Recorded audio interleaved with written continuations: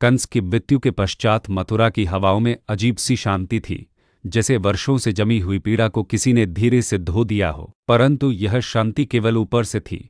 भीतर नगरवासियों के हृदय में भय, आशा और अनिश्चितता की लहरें अभी भी उमड़ रही थी। उस दिन का दृश्य, जब कंस का रथ गिरा और वह अंतिम बार धरती से टकराया, नगर के जन जन की आंखों में अंकित हो गया था। परंतु इसके बाद जो होने जा रहा था वह उससे कहीं अधिक महत्वपूर्ण था।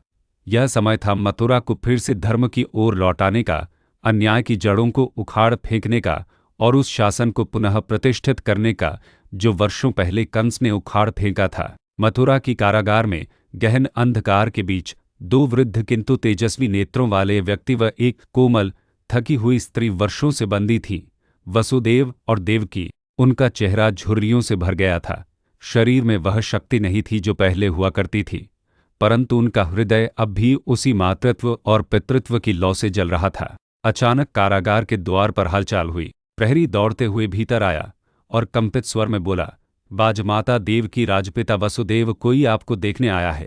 देवकी की आंखों में आशंका की रेखाएं थीं, कहीं फिर कोई यातना तो नहीं आने वाली। परंतु तभी द्वार खुला और भीतर से एक अभामय युवक आया, जिसकी आंखों में प्रेम, शांति और साहस का अद्भुत मिश्रण था। उनके सामने खड़ा था तारांकन तारांकन, उनका पुत्र तारांकन तारांकन, कृष्ण। देवकी की आंखें उसे देखती ही रह गईं, जैसे वर्षों की प्रतीक्षा आज साकार हो गई हो। वसुदेव ने अपनी आंखों को जोर से बंद कर लिया, जैसे यह दृश्य किसी स्वप्न से अधिक सुंदर था, जिसे वह खोना नहीं चाहते थे। कृष्ण ने आगे बढ़कर देवकी के चरणों को छुआ। उनके आंसू अनवरत बह रहे थे और गले से कोई शब्द नहीं निकल रहा था। उसने वसुदेव को आलिंगन में ले लिया और उन वर्षों के बिछोह को एक क्षण में समेट लिया। कारागार की दीवारें उस दिन केवल पत्थर नहीं थी, वे साक्षी बनी, एक पुत्र की वापसी की, एक माता के आंचल में पुनः जीवन लौटने की। उसी समय बलराम भी भीतर आए और उन्होंने कारागार के द्वारों की जंजीरों को तोड़ते हुए कहा, अब यह अंधकार कभी नहीं लौटेगा। अगले दिन मथुरा में सभा बुलाई गई। समस्त राजपुरुष, सैनिक, आमजन सभी राजसभा में उपस्थित थे। सिंहासन अब खाली था और हर व्यक्ति की आंखें उस ओर थी जहां वर्षों पूर्व उनके प्रिय महाराज उग्रसेन बैठते थे। कृष्ण ने हाथ जोड़कर मंच के मध्य जाकर घोषणा की, मैं दीन बंधु कृष्ण मथुरा के लोगों की ओर से विनती करता हूं कि महाराज उग्रसेन को पुनः उनका सिंहासन सौंपा जाए। एक पल के लिए सन्नाटा छा गया। फिर महाराज उग्रसेन वृद्ध किंतु गंभीर मुद्रा में खड़े हुए। उन्होंने कहा, मैं तुम्हारा आभार प्रकट करता हूं पुत्र, किंतु मेरे भीतर यह सामर्थ्य नहीं बची। मैं कृष्ण ने हाथ पकड़ते हुए कहा, महाराज आपकी उपस्थिति ही धर्म की पुनर्स्थापना है। शासन तो साधन है, परंतु आप उसका सत्व हैं।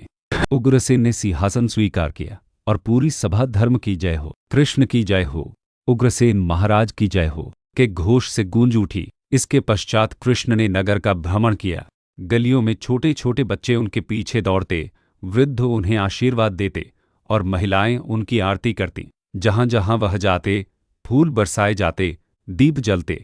एक वृद्ध महिला ने उनके पांव छूते हुए कहा, बेटा जब से तू आया है हमारी सांसें अब जीवित लगती हैं। कृष्ण ने मुस्कुराकर उनका हाथ पकड़ा और कहा, अब किसी के आंसू नहीं बहेंगे अम्मा, अब मथुरा फिर से मुस्कुराएगी।